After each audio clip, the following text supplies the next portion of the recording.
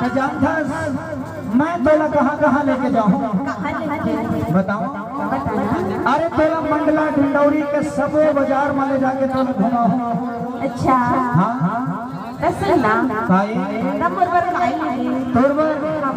अरे तोरबर आनी बानी के साड़ी साया लहंगा टोलका स्नू टप्पा गहना लाली लिपस्टिक अरे सब तोरबर ले देखो। अच्छा एक बार मोर संग घूम के तो देख ले ऐसे क्या जाबे मोर संग घूमेगा जाबे लेता चल।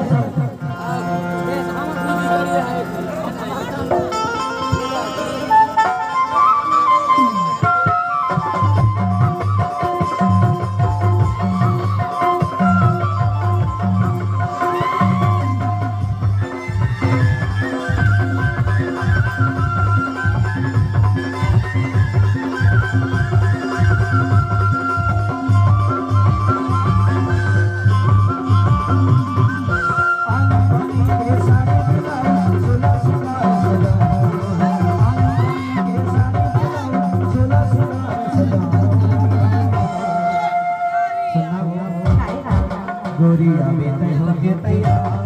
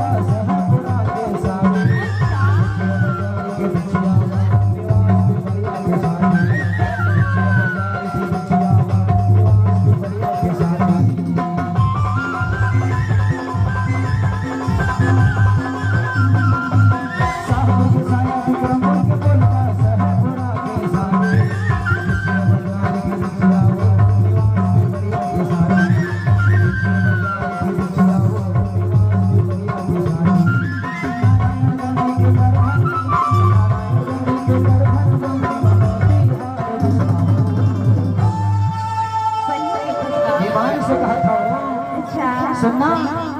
अरे शाहपुर के साया विक्रमपुर के पोलका शाहपुरा वाले हूँ तोरबर साड़ी और बिछिया बाजार में हूँ तोरबर बिछिया वो और निवास बाजार में पिपरिया में जाके हूँ तोरबर साड़ी। और सुनना अरे नारायणगंज बाजार में तोरबर नहीं हूँ करधन झालरदार और बमनी बाजार में जाके गोरी तोरबर नहीं हूँ सुना एक से भी तो कैसा हो तो क्या चल मोर सब घूम ले मंडला और डिंडौरी के बाजार जाबे गोरी अभी तय हो के तैयार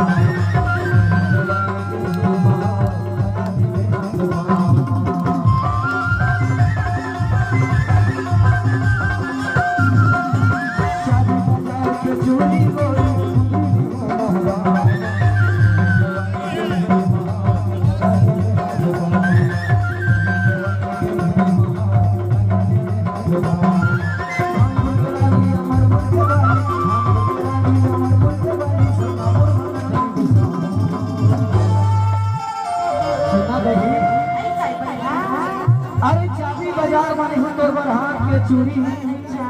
हर महंगा मजा के नहीं तोरबर मुंदरी औ मेहंदवानी माली ही तोरबर मेहंदी औ महावर हो हाथ और पाँव में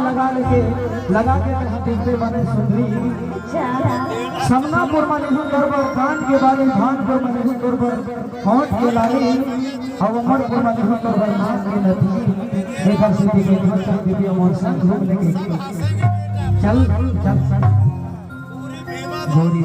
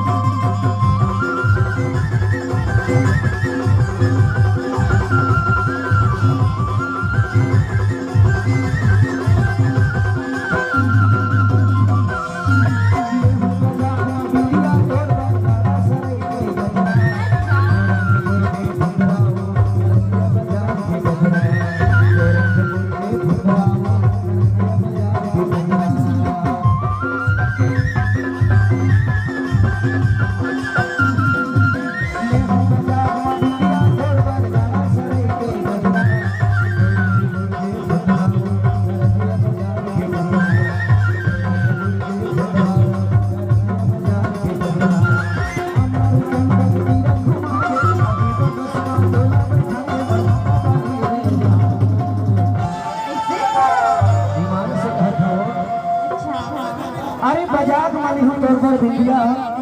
और गाड़ा सही माली हूँ तोरबर गजरा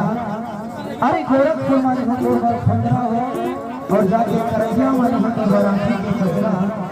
और सुना था सिपिया